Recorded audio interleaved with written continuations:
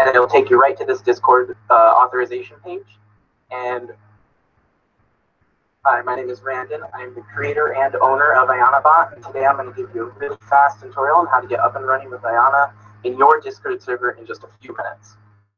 To get started, we need to add IanaBot to your server, and the easiest way to do that is to go to her official site, located at iana.io.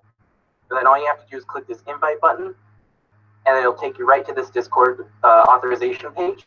And all you have to do is make sure you're logged in with your Discord account in the web browser, and then it'll give you a drop down of servers where you can add her to.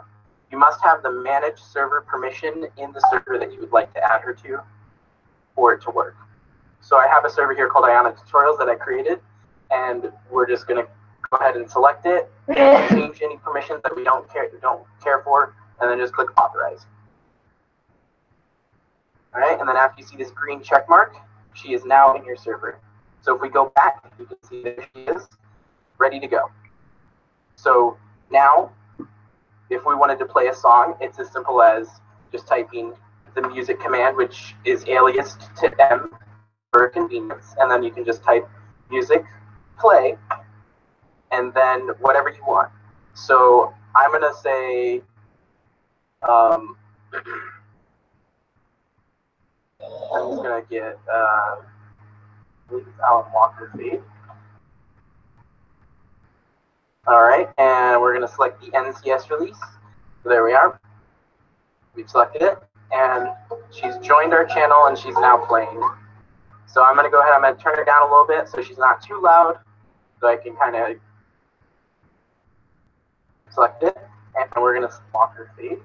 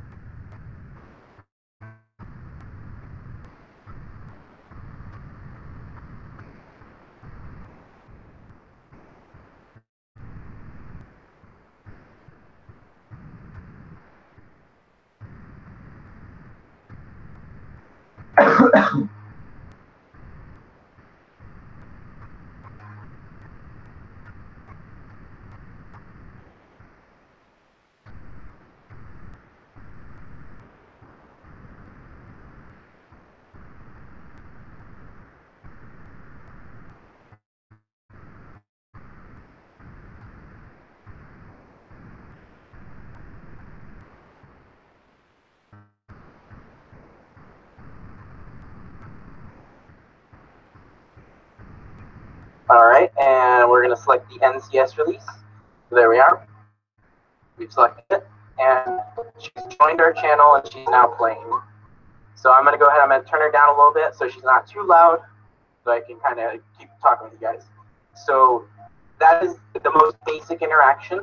You can play a song, you can do many other things though. So I'm going to take a few minutes here to describe to you some of those things. So you can see all the commands that are in the music system just by running the music command without anything after it. So you can see here, this is a more detailed list. I'm going to go over this one by one, but not all of them. So one of the other things you can do is you can queue playlists. So let's go ahead and do that. I have a playlist over here, and I can just queue that. And there you go. So queued 68 songs from Only the Best. Something to note about that is the playlist must be public on YouTube to be able to queue it into Ayana. Otherwise, she can't see it. So we have a few playlist kind of specific commands. We can show our queue. You can also just type in music queue for that. And then in here you can change pages to see everything in the queue. And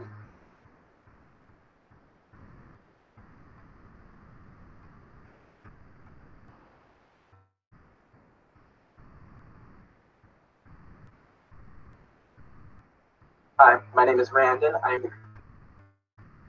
This is the most basic interaction. You can. All right, and we're going to select the NCS release. There we are. We've selected it, and she's joined our channel, and she's now playing. So I'm going to go ahead, I'm going to turn her down a little bit so she's not too loud, so I can kind of keep talking with you guys. So that is the most basic interaction. You can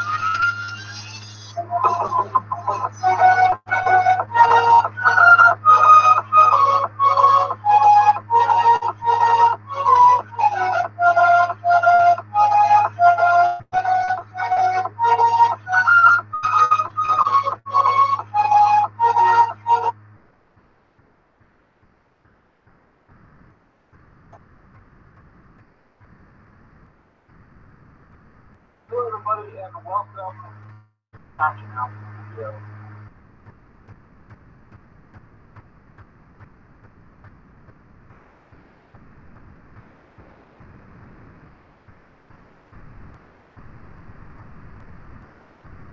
Doing this every 2 weeks.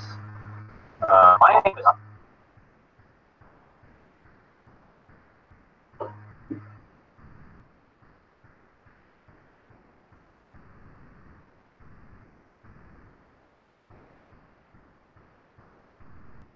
man.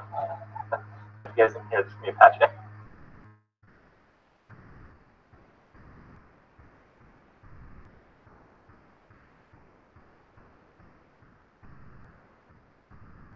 Two weeks, so get used to this face. Trent Pax is with me. How's it going, big boy? Oh, I'm readjusting. So, if I yawn, I apologize, everyone. I'm trying to fix myself back onto a normal sleep schedule after many travels. Yes, congratulations on the major that you attended. It was a minor. The minor? Everyone, you were telling me congratulations on my major. It was a minor. You did another minor before. I can't believe Trent finally made it to a minor. I'm like, yeah, that was my third minor. I had that interaction like 40 times. Yeah, I think the reason is his face, or not Facebook, Facebook's another thing. ESL, everything just feels like a major when they do it. Yeah. The same production value, right? They did an excellent job. I mean, 16 teams, all the best. All right, so everybody's been clamoring for the battle pass. It's not quite out yet. But we do have some spring cleaning, which we shall be going over now. So here's what we changed, in case you don't know. The redesigning of the player profile. Have you gotten a chance to check that out yet? Hell yeah, mine's all swagged up.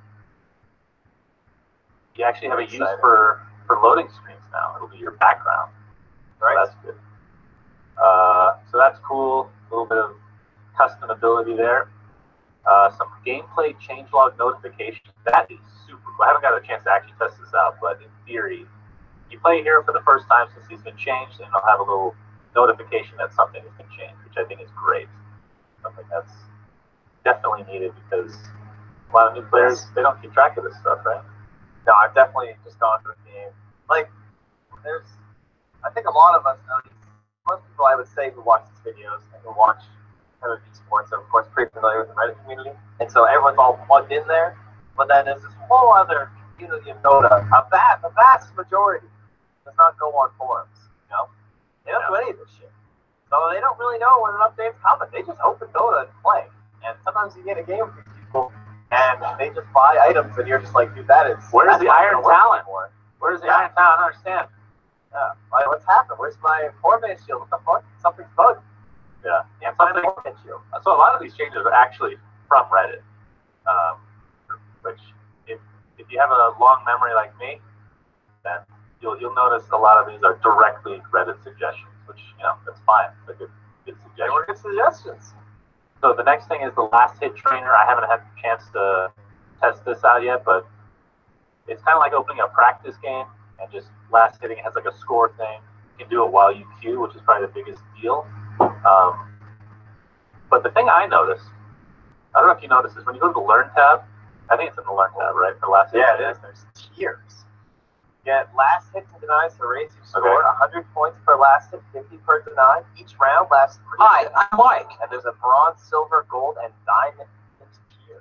Oh. So if you've noticed, though, I can't show it right now, but if you go in game, the Learn tab, the picture of last hit trainers on the top left, and there's 4 empty boxes, right? Yes. Will those be mini games as well? Will they be Battle Pass? No. No. Okay, that could be part of Battle Pass. That's true. I don't know. It's potentially possible. So we'll see if they end up doing some more stuff like that. But that's a very cool start. Definitely good, especially for the pros that just get sick of waiting these hour-long queues. At least they have something to do. Yeah. 2 hours, 3 hours. Yeah. Improved buyback notifications. Okay. Don't think there's much to talk about there. Live Pro Circuit Tournament tab. It's been something I've been wanting for a long time. Yeah, when a minor or majors live, it shows on the front page, and it doesn't just go to Dota TV, it goes to the actual stream. So, talk about being a week late on that one. Yeah. Well, I don't know if the Can they do that for Facebook? I don't think so. I don't know. It's just it just links to Facebook, and I don't know. Sorry, I keep scratching my nose. I have a cat hair like stuck on my nose. I can't get it off. I don't understand. But anyway, this will actually increase viewership. I don't know by how much, but like if this was during Captain's Draft, that would have been huge. Like I could see 20K people in addition to what we had, which is great for like sponsorships and stuff like that. Yeah, again, it's all about that whole community of trying to pull those people in. Where it's plugged into forums and everything. I have personal friends, very good friends that play more Dota than me, so thousands of hours, and they still don't know that I'm associated with Captain. They don't even know Captain's Draft is. They're personal, very good friends of mine. It's actually shocking, but people are like that. No fucking clue, right? Strategy phase item pooling. All right, it's cool. You give cameras and awards to people during the strategy phase instead of the very beginning. Save some time. Team teleport. So it's funny. This was on Reddit yesterday. Do you think they added it in one day? Yeah. No, I've never seen it before that. So you hold Alt during the game, and you can see the TPs for everybody and what the cooldowns are. So this, in combination with strategy phase item pooling and the improved buyback notifications, I love all three of those things. Those are like, oh god, it feels so good, especially the pooling. I've been wanting that for a long time. As a almost always Division 5 player. Yeah, I have no experience that I can run to my lane as fast as possible now. Yeah. You don't have to wait. Hey, come back! I got a word for you. You don't have to do that. Yeah, really irritating. All right, this one. You can tell a little story about this. You're telling me before. Yes. So you guys, month matchmaking thing. Yeah. You guys were paying attention to the subreddit when this first dropped. Some people got hit instantaneously, and there were many of salty posts complaining about how they weren't born.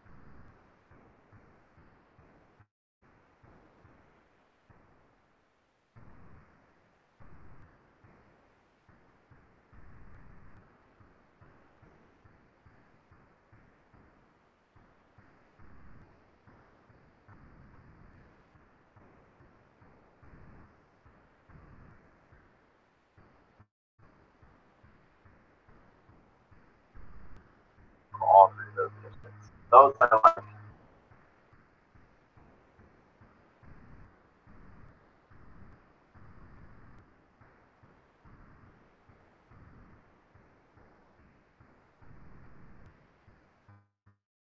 so amazing. Oh god.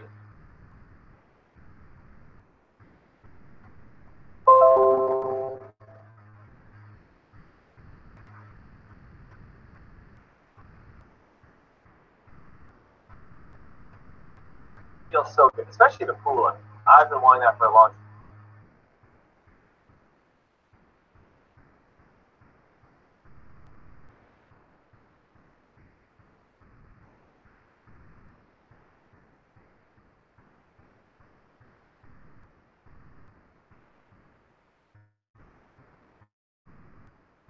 Time is almost always Division 5 player.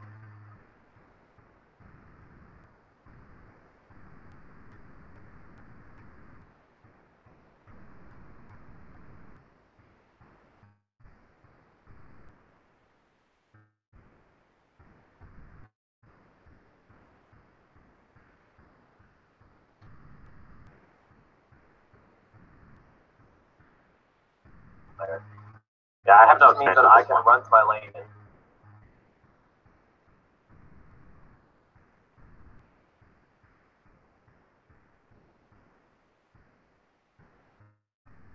as fast as possible now.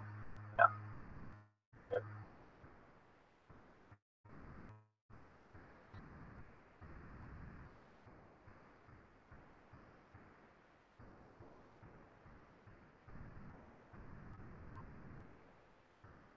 have to wait. Hey, come back! I got an award for you. You don't have to do that. Yeah.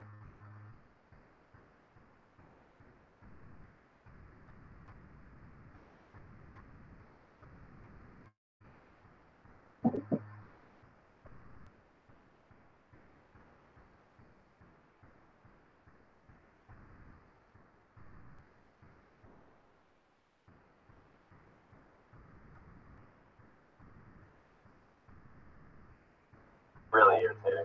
All right, this one, you can tell.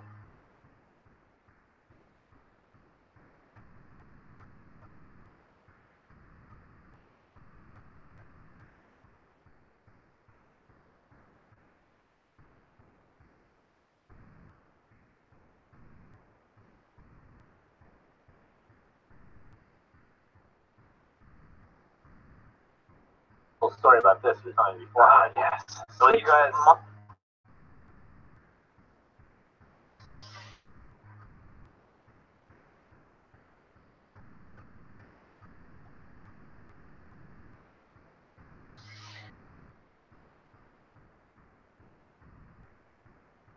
Matchmaking fans. Yeah. You got.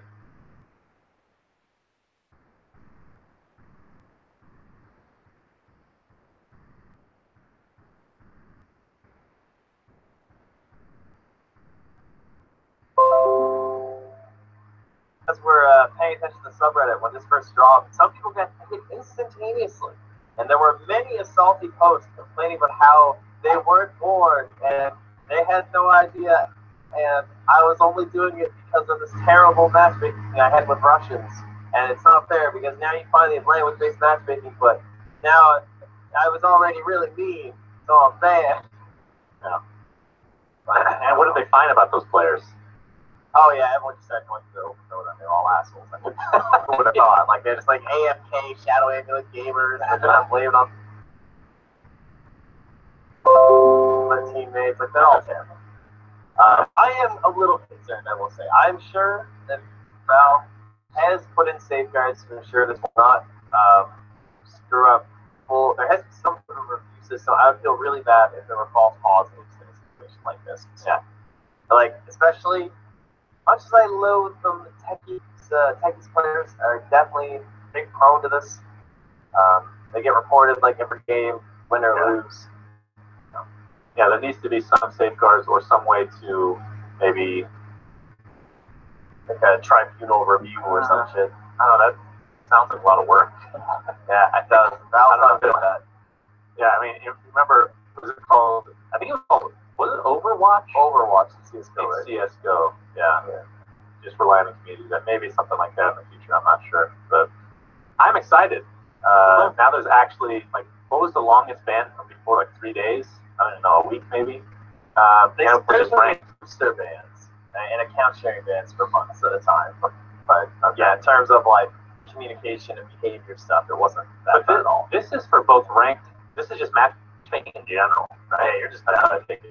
You just gotta get a new account at that point. Next thing, language-based matchmaking. I thought it was supposed to be like this before. Well, remember we had a test run, and I remember that test run. And it was pretty amazing. It was just English all the time. But then they took it back. Why would they do that? I don't know. That's the only reason you don't have to worry about that anymore with the last hit trainer.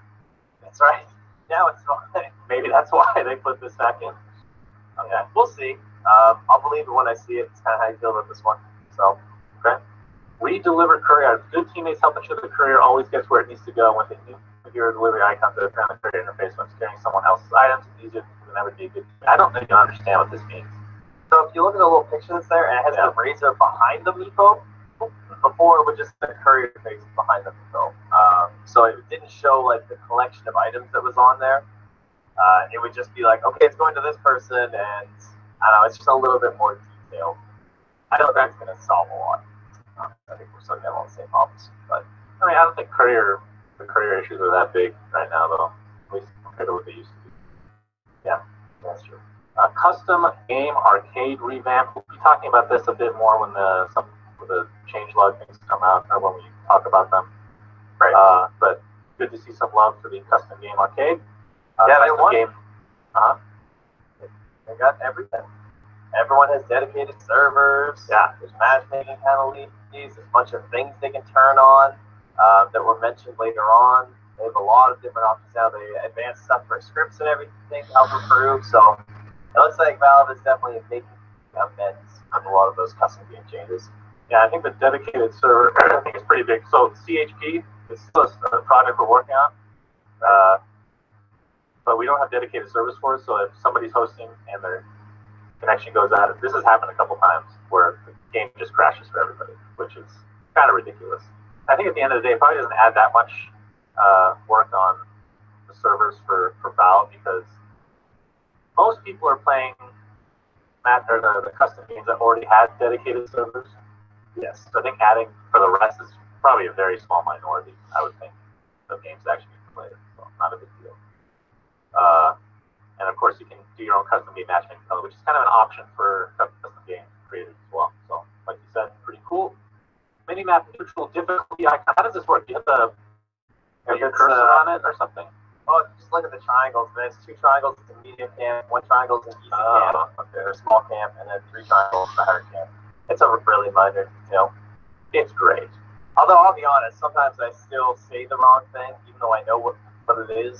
So it's kind of nice to just, I don't know, just has it there. Now I won't sound as dumb when I cast sometimes. This next one I have a question about. So ready check.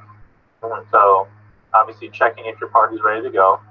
I'm guessing this doesn't replace accepting a queue, does it? I do not think so. I feel like it should. You ready up beforehand, and I can go get something from the fridge and not have to worry about missing my queue if it started. I think this should replace it. I mean, I don't find that. Like, how often does that even happen, though, when you're playing someone actually messes up? I feel like we already do like a ready check. Yeah, that's true. What would the harm be, honestly? Active friend filter, so you can activate this, and whoever's played Dota recently will show up on your list. Everybody else is filtered out. Why can't they just add typing in filters of names? Like, I've been waiting for this feature forever. Just allow me to be able to type in people's names and have them show up. Like, I have to go through a list of like 300 people every time, and yeah, this helps a bit, I guess, but I don't know. Kind of meh. That's a good point. I feel like that is super easy to implement, super easy. But I have to keep waiting for that one. Color-coded teleport, so this is back again, I guess. This took way too long to come back. I have missed this so much. I actually have not cared at all. Oh, dude, there's some games I'm casting, and I can't tell what hero it is. Oh, I guess that's true. Like, if they're going to use cosmetics, and there's like a Luna and some other hero in the game, like Luna and any like mounted hero, it can be so confusing. It's completely discernible. So I'm very glad that the colors are back. Right, and then the last thing, visual tower damage is back. It was broke back. It's been fixed, but they're making it seem like it's a new feature that just came out. Yeah, I'm gonna put in. Always cool to see that back in the game. Are you gonna test it out? Yeah, I want to punch a tower. No. Apparently there's a bug. If a tower gets healed after it's taking the damage, it doesn't change the model. It just stays broken looking, even if it's full HP again. Small bug, but it is not a big deal. Okay, moving on to user interface. Hero loadout pages now show what scepter upgrades that hero has. Okay, we're only going to go over the bolded stuff, guys, because a lot of this other stuff is just whatever. Talents can now show tooltips by pressing Alt. Anyone in a party can invite other players directly. I don't know if I like that. I kind of like it sometimes. Sometimes I don't. I don't know. Yeah, I agree. I feel like that off, having control. Yeah, what's the point of being part of the user then? Alright, the effects are pretty cool. Just test it. They're cool. They're not exactly the same as up, before. guys. It looks pretty similar. But commands can now provide notification to the player that includes your name. Interesting. Routes now ping via minimap. Ability icons now show progress overlaid for cast points once the button is pressed. I don't understand this one at all.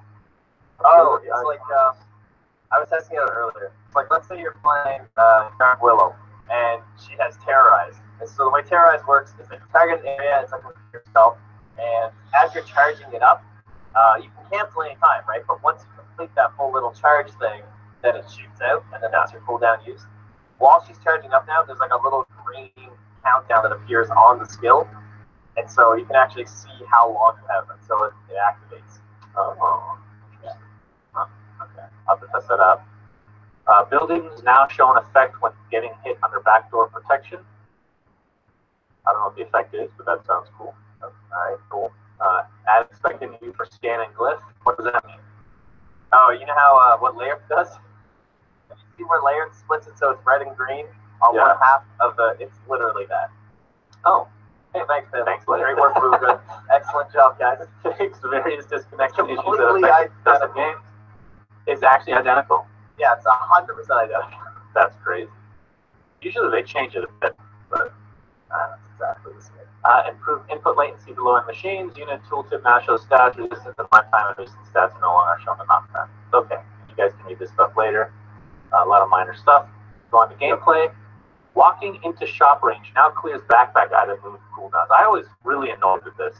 Like, if I'm getting close to the shop, right? Yeah, I can switch. Like, let's say I'm in range of the shop already, I can switch them, no problem. But if I did it right before I entered the shop area, it would fuck it up. And I'm sitting there for 5 seconds, even though I'm right next to a shop. So yeah, pretty much clears all that up, which is nice.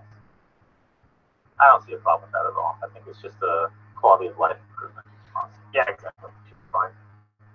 Lincoln Sphere providing 5 HP instead of displayed 5.5. Okay. Soul Catcher talent reducing. Okay, these are actually important. I didn't know homing missile took 1 extra hit than intended. How did nobody notice? Funny, eh? There's a lot of really random bugs here, where it's like, oh, that was happening, you know? Things I'd never heard of. I hear about most bugs, I would think. Improved visual effect accuracy for shrapnel. I'm assuming that means sometimes it looked like you were out of the range where you're still getting hit. Oh yeah, that was terrible. It's always pretty bad. Okay, doesn't really matter. All this stuff fixes. All right, and on to 7.08 general changes. Wards now require a constant 2 hits to kill both observer and sentry. What do you think? Great change. Support player here. Love it. Thanks.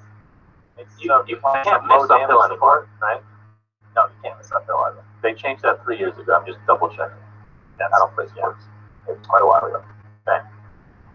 Tier 1 tower armor aura increased from 1 to 2. I didn't even know it was 1. I thought it was more than 1. But I guess just 1 for the tier 1s. So slight buff to like melee laners, especially off laners who are like maybe closer to the tower. Melee mid laners, they're closer to the tower. That kind of stuff. Just a little bit of extra armor. Kind of handy. Base XP reduced from 25 to 0. I think that just means there's just been 0 before, honestly. So so some people are going to read this and think that it doesn't give you XP anymore, but it does. It just doesn't start with that base 25, right? Yeah. And they used to start with a lot. Remember, you used to like try and get both to your mid laners, they'd be level 2 or whatever, and then they nerfed that down, and now they're just fully removing it at the very beginning of the game. Which I guess hurts the roamers probably more than anything, I would think. The position 4s. Yeah. That's not really that big of a change, though. Bounty runs. As a result, gold growth increased from 2 a minute to 4 a minute, so more gold. Very well. That's about it. Yeah, that's true. Because it multiplies too. So that's some more buffs for him later. Oh, fuck yeah. Roshan now has a 25% status resistance. Okay. All pick drafting time reduced by 5 seconds. All right. Item changes. Eon disc. Eon. Health threshold reduced from 80 to 70. Love it. Needs to go lower. I agree. So what if you could choose what threshold you wanted when you bought it? Whoa. What if there was like a slider somehow in the item? That's next batch guaranteed. I don't know. What number do you think will this end up at? Whoa. What if it's an active and it's like a bad ult and you just hit it whenever and it can strongly spell through anything? That's way too OP. Then Abaddon's ult is like really shit. If you can buy, you can just buy both items. Then you have a double ult. You have 2 ults. Yeah, that would be really perfect. I agree. I feel like it should be lower. Just so easily, but I don't know. Maybe someone besides Brewmaster will buy this item now. Yeah, I doubt it. I think this needs to go down to like 50. I can tell you an Eon this story. Sure. When we were in SCA playing pubs, I was playing with OD Pixel. This game actually I was watching OD Pixel and Fog play, and he went Eon this first on Slack because when you have the effect going, you still steal stats. Yeah, it was not very successful. That is horrible. It was quite funny. She was doing it for the meme value, and the meme value was definitely there. Jesus. Alright, what a laugh. Alright. Battle Fury. Creep bonus damage reduced by 10%, and creep bonus no longer works with illusion. Okay, everybody's buying Battle Fury. PL Battle Fury. I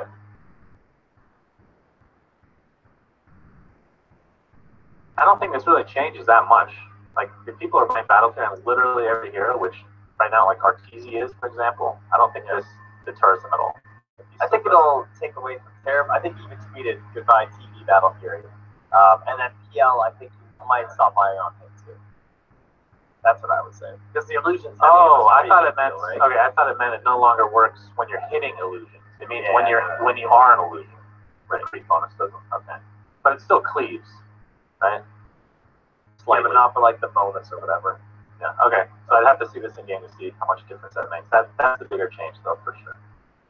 Okay, BKB cooldown is now just 70 at all levels. Really interesting. I've seen these as a... Oh.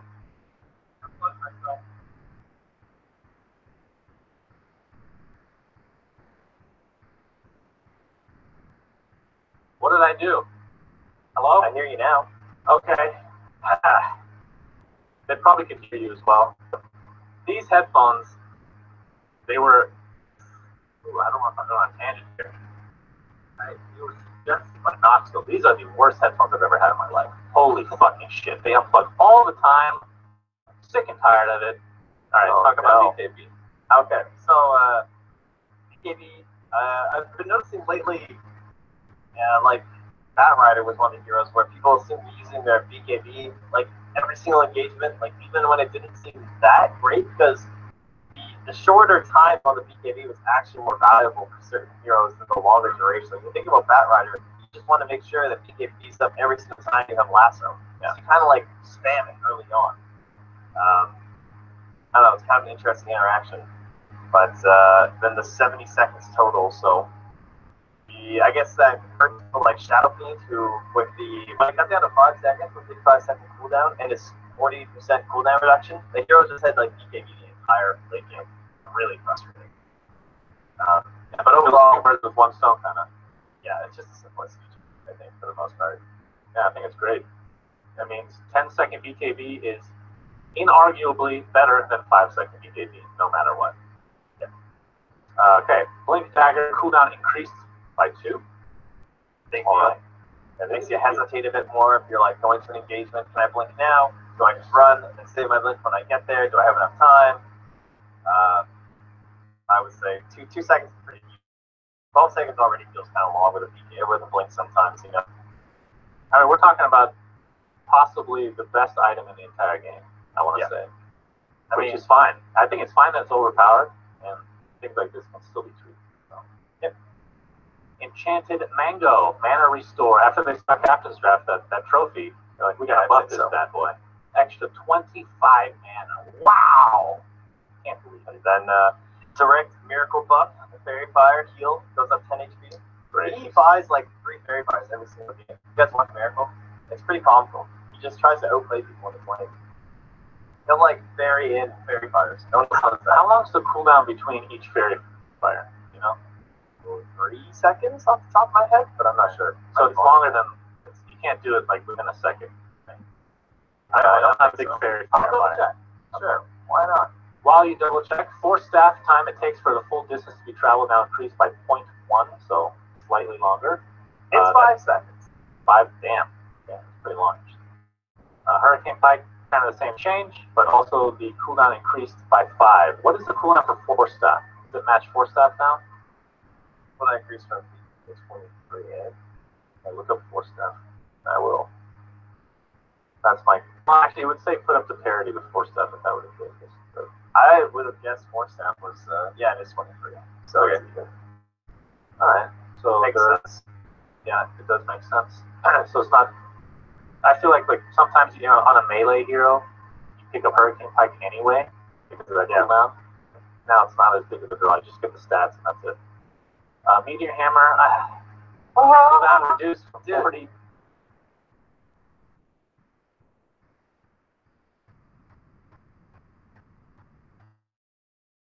Pick up hurricane pike anyway, just because of that cooldown. Now it's not. Yeah, it's 23. So yeah. Alright. So makes sense. Yeah, it does make sense. So it's not. I feel like sometimes on a melee hero, you pick up hurricane pike anyway, just because of that cooldown.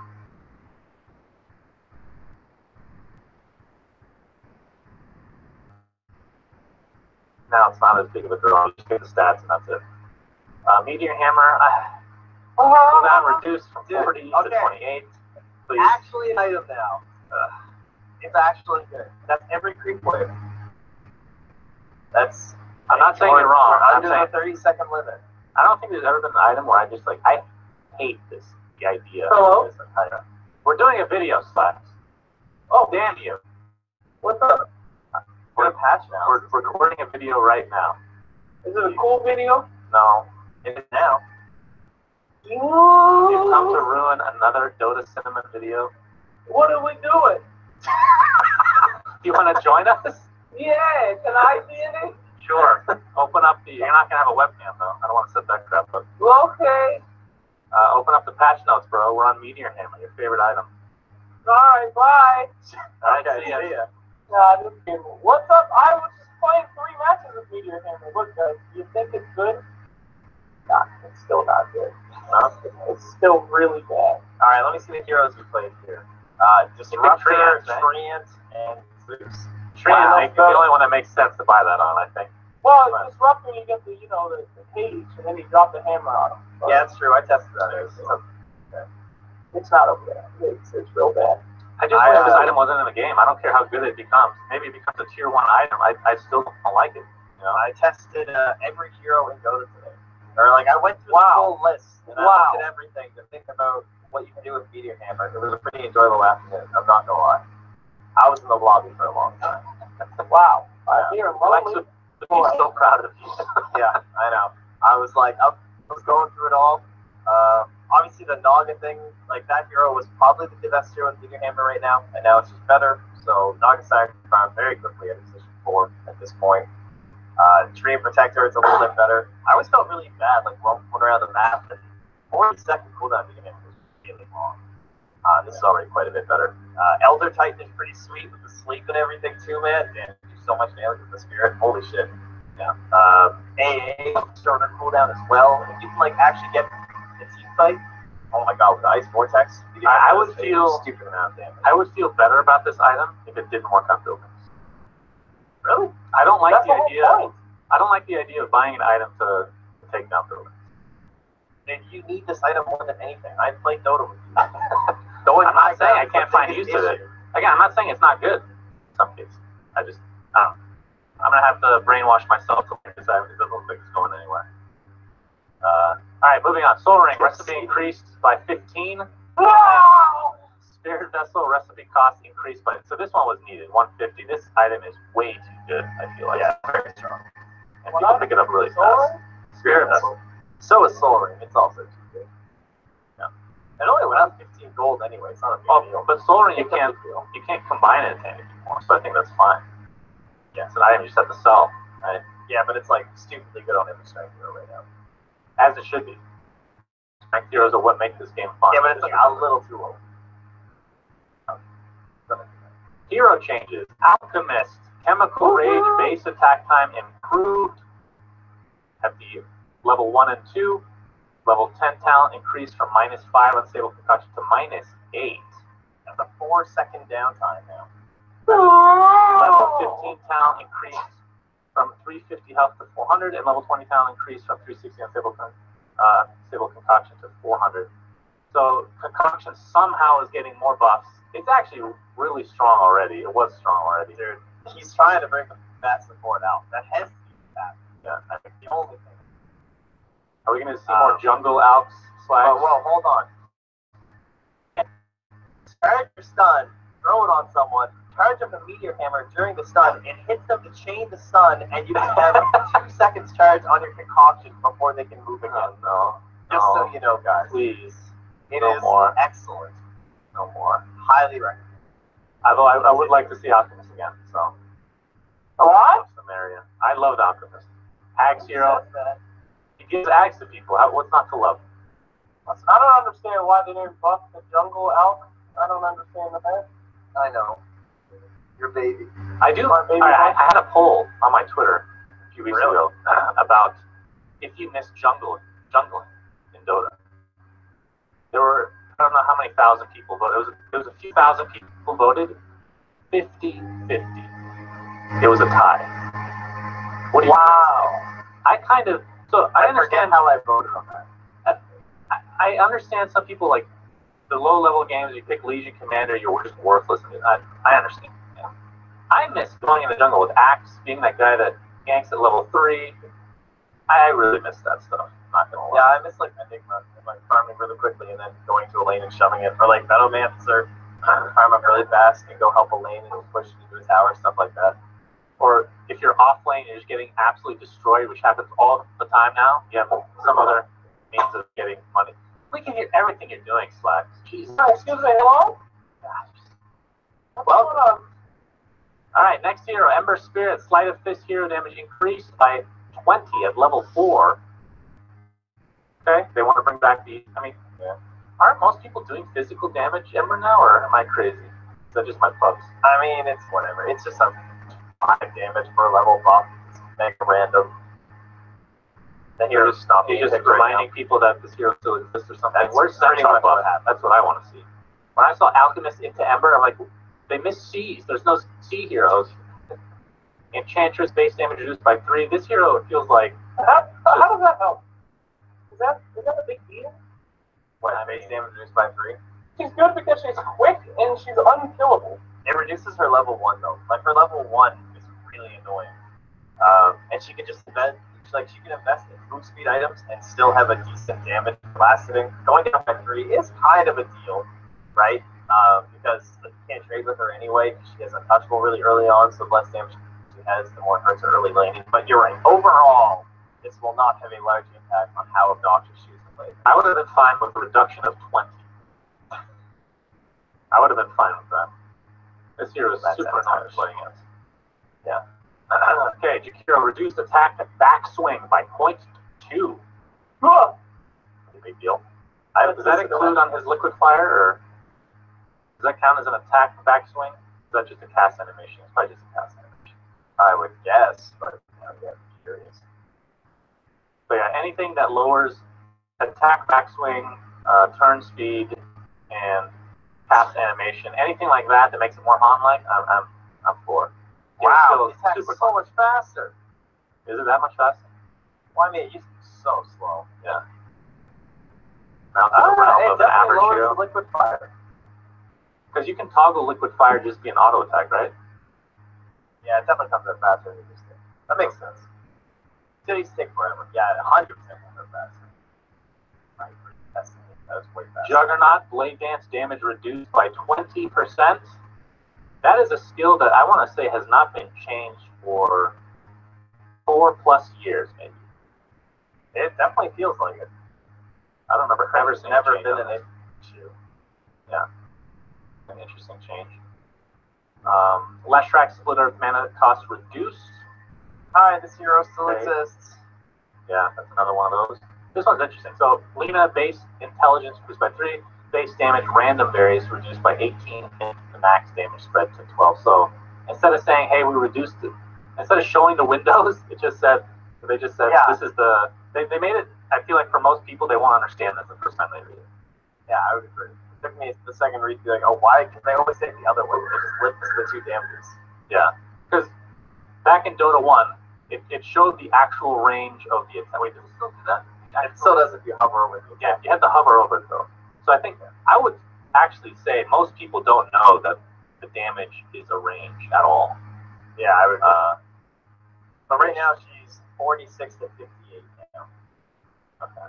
Which is still one of the wider spreads. I remember PL has he always had one of the wider ones as well. He's supposed to be like random. Yeah, he goes from 51 to 73. My God, what an annoying hero last. It went 22 gap. Yeah, that's pretty disgusting. And then Chaos has a really big one going too great, obviously. He's like a random hero. He goes from 51 to 81. He's a spread of 30. Jesus, that's got to be the biggest, right? Yeah, I'm pretty sure it is. Fits his lore, obviously. The lore. Yes, indeed. Yeah, Great lore. Random. Can we verify with the lore expert that fits the lore, Yes. please? Okay, The lore is fat. It is fat. It is Good. Lion. Like, he goes 61 to 63. That's so funny. How That's my boy. He's awesome. He's consistent. 44 to 46. All right, this one is, I find this to be huge. Mana Drain now slows the target by up to 20% at level 4. That's huge. Okay, do you know why this got added? Why Because people were doing a build where you don't even get mana drain. Really?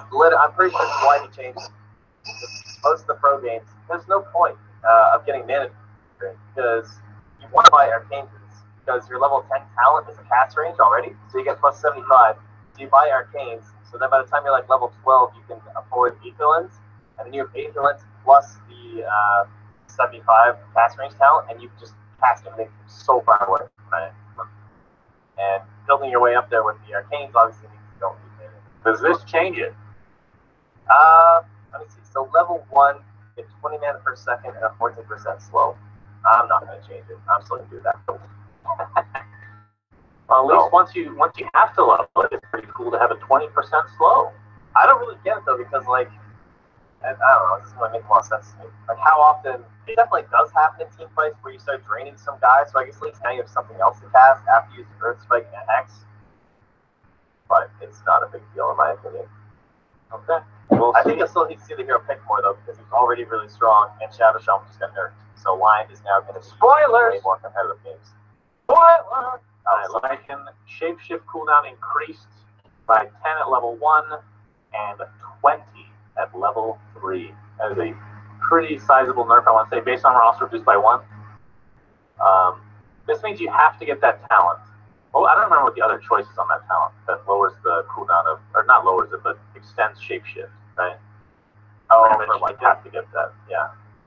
It is, I will look at it. Because now he's going to feel a little bit more like Dragon Knight. He's going to have Dragon Knight-itis. 16% Feral Impulse. Okay. Yeah, you go for shapeshift, I'm pretty sure. Strong enough one. Medusa, this was interesting. So Medusa Mystic Snake cast range reduced by 100. I feel like you probably need more. Medusa level 10 talent increased from 12% to 15% evasion. The other talent for 15 increased from 15% Mystic Snake mana seal to 20%, as if it wasn't enough already. And level 20 talent reduced from 800 mana to 700. Like, that's still a lot of mana. Yeah, I was surprised it only went to 700, honestly. But I guess they feel like that was her most important talent in Power Spike, so removing that a little bit off of that, they want to make up for it in other ways. I guess so. I mean, a lot of these changes, hard to really tell just by reading. A few games, at the very least.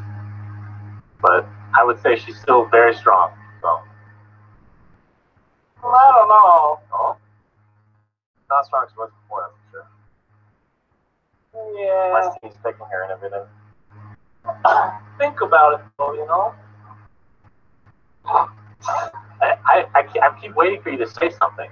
Yeah. It doesn't go beyond the fluff, the usual fluff. Oh boy, you know, really think about it, guys. All right, well, Morphling Morph cast range increased by 400. Mana cost also reduced to 50, and the Morph replicate cast point is removed. So it's instantaneous. It's 1,000 range. Costs only 50 mana. There's probably an underutilized skill for Morphling, I want to say. It'll still only get cast like 4 times a game. You think so? Yeah. I think a lot of it has to do with level 1.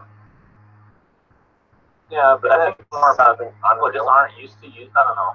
It's 160 seconds level 1, dude. Yeah. Like, why would I ever skill this point when I have things like Waveform and Adaptive Strike and Attribute Shift? The last thing I need is that ultimate that I can use once every 3 minutes. It could be breaking, though. It could be. You could turn into Alchemist and get a bounty room, which was just buffed. It just buffs support or off-lane Morphling to me, but I don't think it's good enough yet to see real play. It's too bad because that's the coolest part of Morphling is his ult now. Yeah, but they're playing him like it's the old Morph minus replicate. Over time, we will see some changes, I'm sure, because I think that ult Creates a lot of hype moments.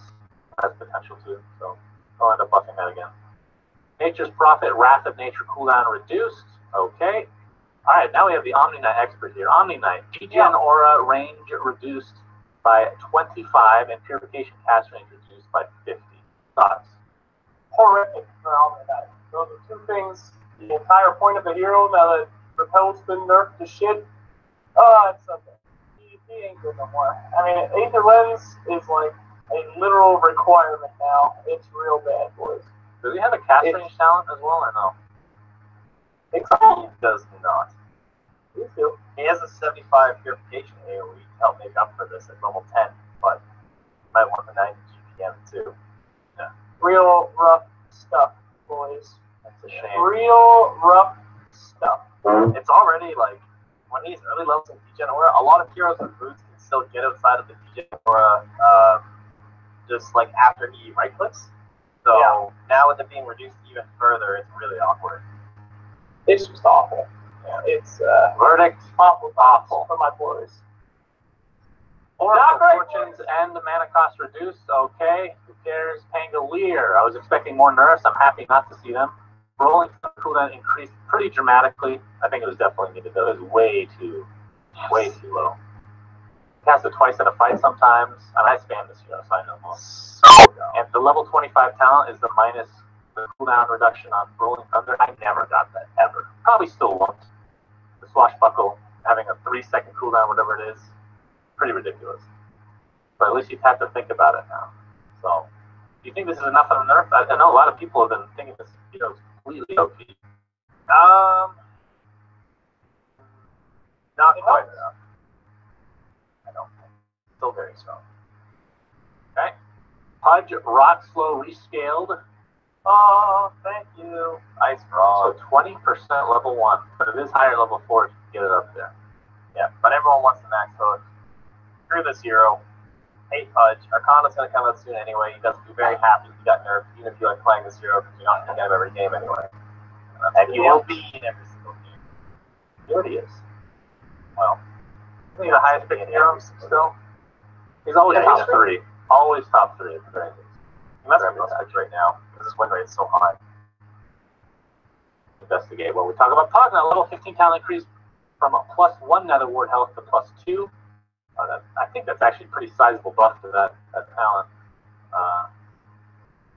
And life drain damage increased to the point where it matches Aghanim Scepter. You just don't get the cooldown reduction, or cooldown removal, I should say. That's crazy. I can't wait to play one of them. Woo! Yeah, he's currently at 44.51% hit rate. Woo!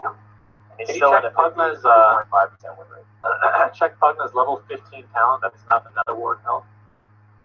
Oh yeah, that was like the plus. You got +2 or something now instead, right? Instead of +1. The other one, The another other blast, 15 talent is the -1 second nether blast. probably still go that. I think most people still go that. But yeah, +2 nether ward health's pretty freaking good.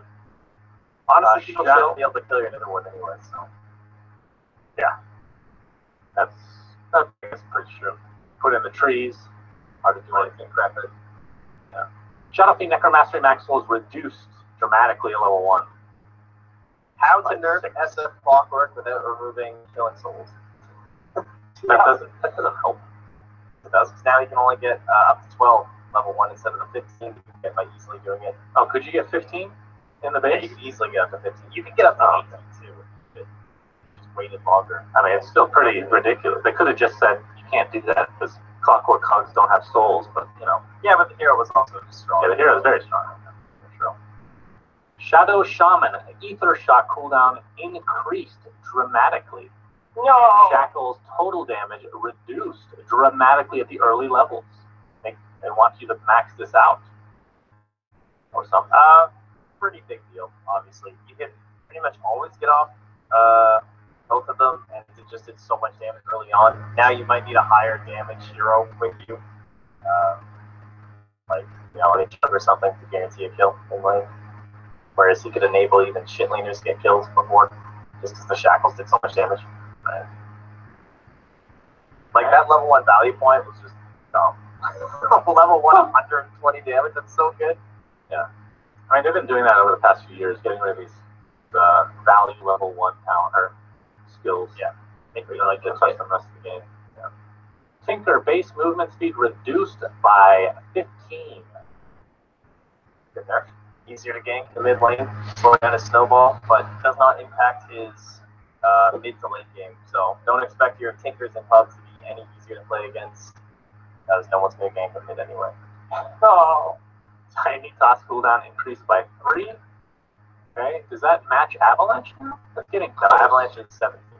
Okay, not close, but closer. But yeah, now you can't do like 2 tosses in one half or whatever in like a sequence. My hero is completely OP when you get the 3 charges. That is so he's pretty OP right now in general. I'm surprised he's the only nerf he got, honestly. Yeah. Tusk Snowball can no longer be cast while rooted. Okay. That's good nerf. I didn't even know that was a thing. I didn't know you could do that while rooted, because being rooted, they basically can't do anything anymore, it feels like. Skill related at least. You know, last but not least. What's that? I learned some things about Snowball recently that I didn't know. You cannot pull in allies from Lasso, Chronosphere, or Black Hole. However, attempting to pull them in from Chronosphere or Black Hole will add their hero damage to the Snowball. Oh! Wait, you can't say that again about Lasso? You can't save somebody in Not Lasso? save someone from Lasso with Snowball. Really? I don't know that. Black Hole makes sense. What was the other one? Chronosphere. Yeah, those 2 make sense. Lasso If doesn't they make don't, sense. I don't know, I guess they kind of make sense, but I was surprised. They're otherworldly. Lasso's a fucking flaming lasso. Like, that should be snowballs. Pretty intense. The lore revealed.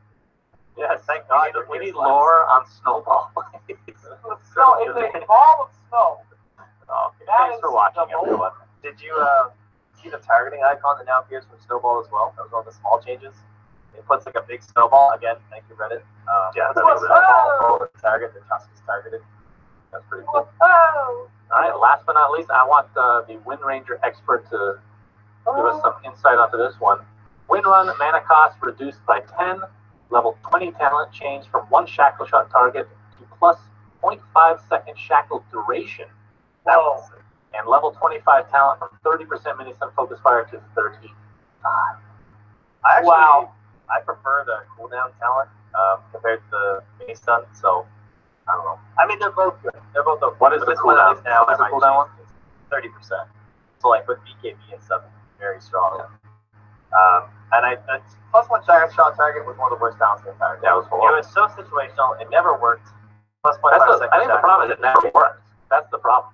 Like, you can Yeah. go into a practice game and line 3 people up, and sometimes it wouldn't shackle them. So, yeah, I agree. And Windrun, that's pretty good. 60 to 50. All right.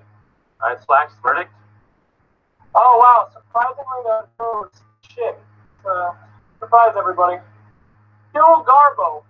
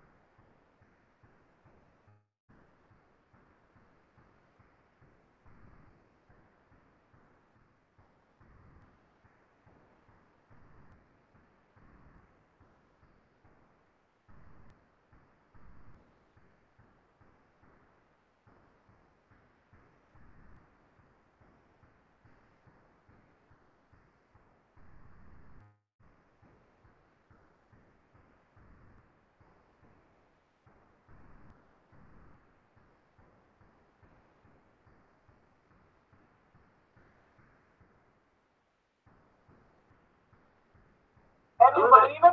Who are the heroes you hate? Dazzle, Windrunner, and Wyvern. Ruben.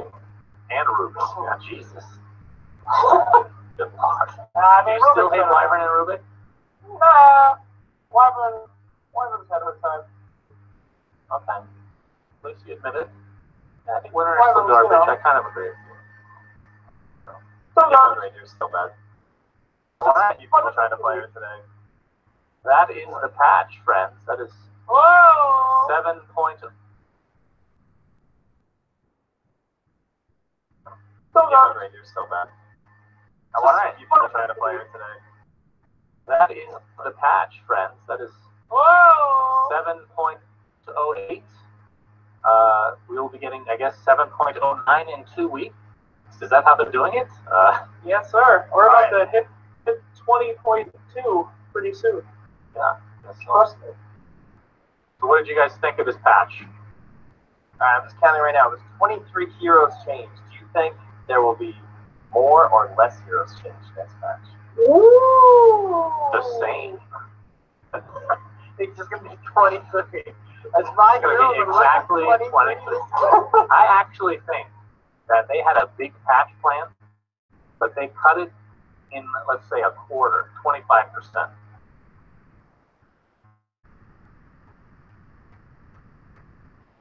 And they'll be releasing it over 4 patches. Just to do what? Just to stretch it out? I don't know why. I'm not saying I understand why. I don't know why. I'm just saying that is what's happening. They will have exactly 23 heroes next time as well. I feel like this is, yeah, go ahead.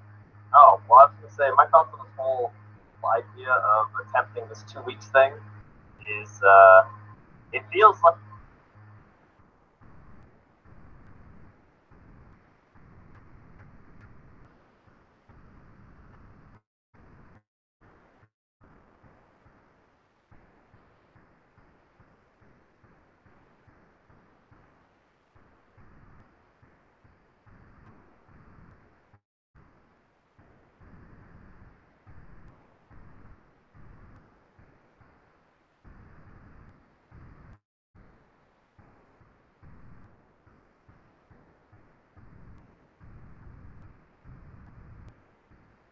Ice Frog feels happy with what he's done to Dota over the past 3 years. Because before, obviously, we had massive changes and everything is different. And if you remember years ago, it always used to be like heroes came in and heroes went out. But over the past year, it's been more like heroes were being pulled towards the center and everyone's just kind of there. You know what I mean? Like, no one, like, drastically increased the variety of heroes that are picked in tournament matches now. It never used to be this way. Like, now you can just pick anyone and no one's going to blame you. You know what I mean? Except for maybe one Ranger. But yeah, I feel like Ice Frog likes that. And so he's now at a point where he kind of wants this to be stable. And it almost feels like, to me at least, a hint of him possibly even considering stepping away from Dota. Is that possible? Like, is that, if he's really starting to wean these down and putting the game into a more balanced state and smaller changes, not drastically altering it, is he thinking about a handoff? Is he moving on to other things? I mean, it's all my speculation. Ice Frog, wherever you go, I'll follow you. Just remember, you can make Dota 8. I don't care about 3 through 7. Make Dota 8, I will follow you. Balance artifact, Ice Frog, please. Yes. Balance artifact. So I mean, I guess it's possible. I don't know. We don't have any inside knowledge on that, unfortunately. But I mean, I don't want to say as far as he's at the end of Dota, but to me, it just feels like he seems content, right? That he wants to keep this pattern going. And he wants to find a way to stabilize that rather than continue with massive updates. yeah, but how do you know that some of them won't be massive updates? Why? Because he says smaller patches every 2 weeks. That's So exactly what the tweet what says. if they add up into a massive patch for the same thing? Like, let's say you have one massive patch in a 3-month span, but instead you break it up into 2-week increments. But what happens is things are going to change during those 2 weeks, right? Like, something's going to be broken, and then you have to suddenly address that. You can't, like, gather all the data at once and lump something down. Right? May But I I think share it's more my digestible if you do it this way, though, right? Here's my theory, right? Dota Pro is all about the Dota Pro circuit. It's freaking boring when there's a tournament every week and the patch gets changed every 3 months. It's literally boring to watch. So I think because of the frequency of Dota tournaments, they had to take whatever heroes are super popular in the meta. They had to change it just so that it's less boring. That's my theory. So I think it has nothing to do with Ice Frog. I think Valve was like, listen, nobody wants to watch Dota because it's fucking boring. We have to make sure that meta heroes aren't picked. Players innovated a fuck ton anyway. Like, it wasn't even being picked. And it was a very small tweak that Brock had made. It was like, hell, we got bumped a tiny bit. And like, Medusa fell out of favor with hardly any changes. It's boring, Trey. teams adapt. If I had a choice, I would say I would rather the patches. Boring, son. I would rather the patches come out once a month instead of twice a month. Yeah, that's just because you haven't experienced the list yet. Well, this is actually what I think, though. I think you both have good points, and they're all possibilities. But I think that if you're trying to cater to newer people that maybe aren't into Dota or aren't into Dota at all, when you have these massive patches, they turn a lot of people away, including people that have played Dota, because they don't want to reinvest all this time to relearn everything. I think it's going to be the same amount of stuff changed, but just spread out over a bunch of patches. That's what I think. I think it's more digestible for the average user. One of the most important things to consider is what Valve said at the player meeting this year was that they wanted more heroes, right? They want to bring out more than 1 or 2 heroes a year. They want to start upping that number. Yeah. And so more frequent patches should help to address that situation. Next TI, 10 heroes. I don't think they're coming out at the same time, but How many heroes do you think that they're going to be coming out with on an annual basis? I would guess 4 to 5, maybe. 4 to 5? Obviously, they haven't released any more since TI, so we're not really on pace for that. But I imagine when they said that statement, maybe that's what they were thinking. More heroes a year. Yeah, I was thinking 1 every 2 months. So it ends up being 10 6. heroes at a time. Dude, that would be dang. That Remember how would be we gave you all those small updates? Once every 2 weeks? Here you It'll go. be like Overwatch. Impossible to balance. Keep adding heroes to balance it. Don't tweak the numbers, just add more heroes. Do they just add heroes into the competitive play as well right away for Overwatch? I don't think so. Actually, Overwatch is now, they just did a big patch where they missed the shit out of Mercy. And they're still playing the Overwatch League on the previous patch, although the pub are on the new patch. Which I thought was kind of interesting. That's another good point about the competitive series. Are they going to have older versions? If we're going to be patching every Thursday, I think Thursdays are tournament days. Yeah. So we have to have an option to play on past versions. I noticed they put a back end in. It said in the small notes of the patch so that they can disable heroes that have broken things during a tournament, but you would think it would be better just to let people play on the stable ones. Yeah, I agree. So this I was a expect patch Dark Willow and this Tango to probably be in the scam next patch. Ooh! That's What what about at the other most 4 7 weeks. heroes? I don't know. Those will be in TIs. I think Dark Willow could use a small nerf, but I guess they seem like they're fine with her.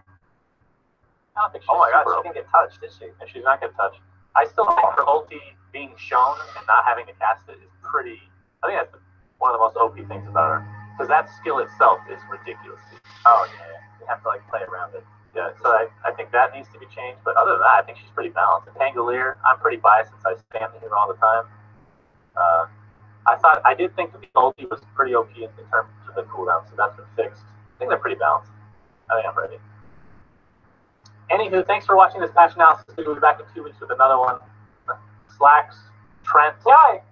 Well, first Slacks, thanks for inviting me, guys. I love being part of Dota Cinema. Imagine NASA right now.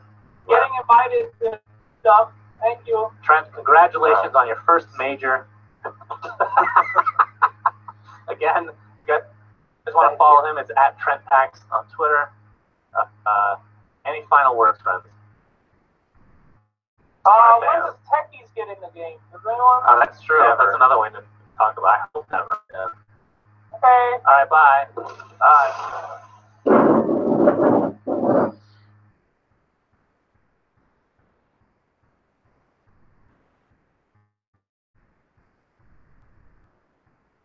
Yo, what's up, everybody? We're playing Slay the Spire. This is like my favorite video game right now. I'll explain the game as we go through it. I'm picking my favorite characters. So, what is this? This is a roguelike card game, which means you go through a dungeon, you try to not die. If you die, the game is over, and you build a deck as you go through it. Rules are really simple, but become really cool as you go through it. You like expand your deck, and it feels. Anyway, first you start the game by talking to a whale. You can choose a card to attain, choose a random common relic, or whatever. I'm gonna choose a card. Go blur, dagger. Receive the golden idol. Yeah. Makes 17 damage. Okay. So now we just got an auto attack. It's the gold hero, chest, and now remove cards from it. Oh, that is actually. So this might be a west side, sadly. I don't think I'll like to go there because I really want to go to the shop because I need to put options. This acid. Fine. We're gonna start off by footwork. Footwork all the way here. I'm gonna kill this guy first because this guy applies debuff to us. Up. Down. Now we just get 6 block or 8 block there. Very likely to buff himself. Yeah, that's usually what they do. This game isn't early access, as you can see.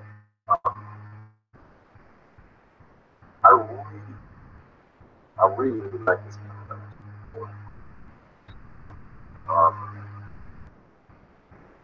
What is that? There you go. I know what to for my voice. This always happens.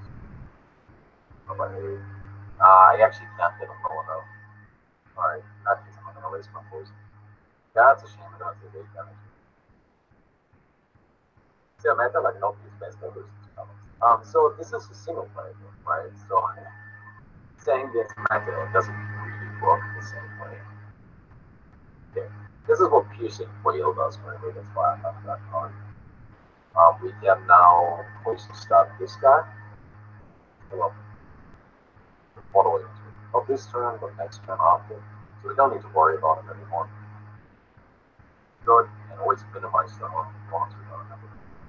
But you gotta keep like a single player, so it's not really that. Like, you can't really say it's a meta. It's like, just what you can, right? You are always given different cards, you just adjust the cards you can play cool. So roguelike, it's like back in myself, you know, you just don't always have access to some stuff. To make work what you have.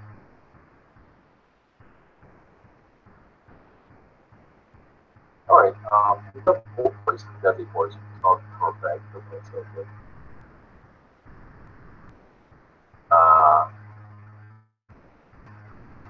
Very unfortunate.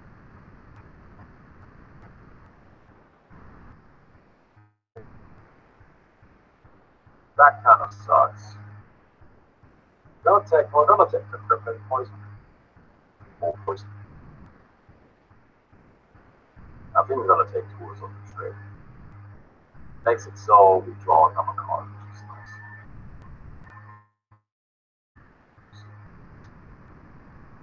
Oh no. Oh god. Okay, that is one of the worst.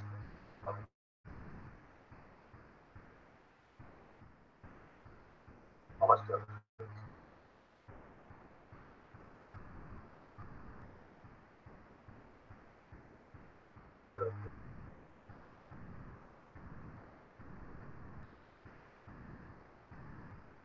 I can actually so I'm not doing it. Might be worth it to establish one vote.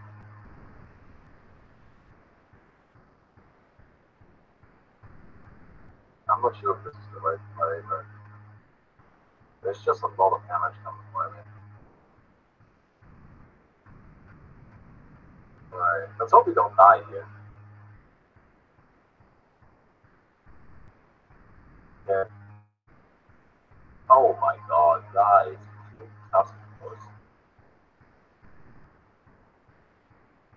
Alright, so we're gonna utilize. Oh, I actually need less damage than I'm gonna do this. That is that gets rid of that. We're gonna take 5 damage. Something.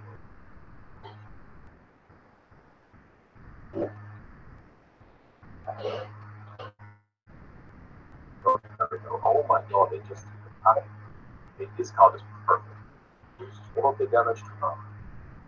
So, luckily, we don't need to worry about that anymore.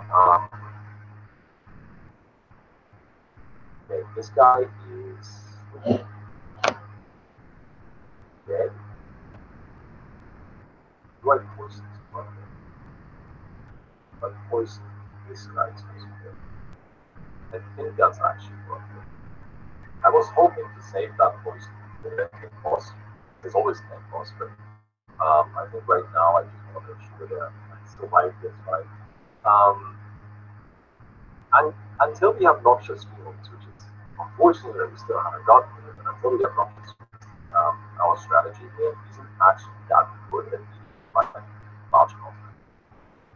We're just going to apply for actually.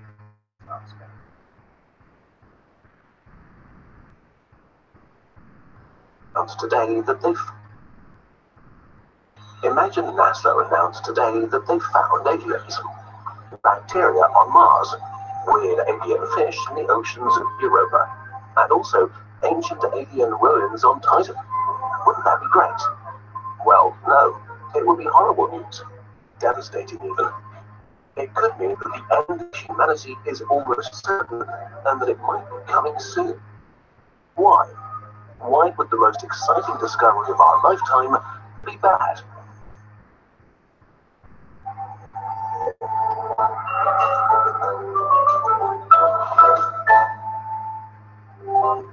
Let us imagine the development of life from its inception to us today as a flight of stairs. The first step is dead chemistry that needs to assemble itself into self-replicating patterns, stable and resilient, but also able to change and evolve. The second step is for our early life to become more complex, able to build more complicated structures, and use the available energy much more efficiently. On the next step, these cells combine to become multicellular beings, enabling unbelievable variety and further complexity. The step above sees the species evolve big brains, enabling the use of tools, culture, and shared knowledge, which creates even higher complexity. The species can now become the dominant life form on its planet and change it according to its needs. First, shy attempts to leave its planet are happening. This is where we are now. It's in the nature of life as we know it to reach out, to cover every niche it can. And since planets have a limited carrying capacity and lifespan, if a species wants to survive, it will look for more places to spread to. So the steps above the current one seem logical. Colonize your own solar system, then spread further to reach other stars. To the possible final step, becoming a galaxy-wide civilization. It's very likely that this is a universal principle for civilizations, no matter where they're from. If a species is competitive and driven enough to take control over its planet, they'll probably not stop there. We know that there are up to 500 billion planets in the Milky Way, at least 10 billion Earth-like planets. Many have been around billions of years longer than Earth. But we're observing 0 galactic civilizations. We should be able to see something, but there's nothing. Space seems to be empty and dead. This means something is preventing living things from climbing the staircase beyond the step we're on right now. Something that makes becoming a galactic civilization extremely hard, maybe impossible. This is the Great Filter, a challenge or danger so hard to overcome that it eliminates almost every species that encounters it. There are 2 scenarios.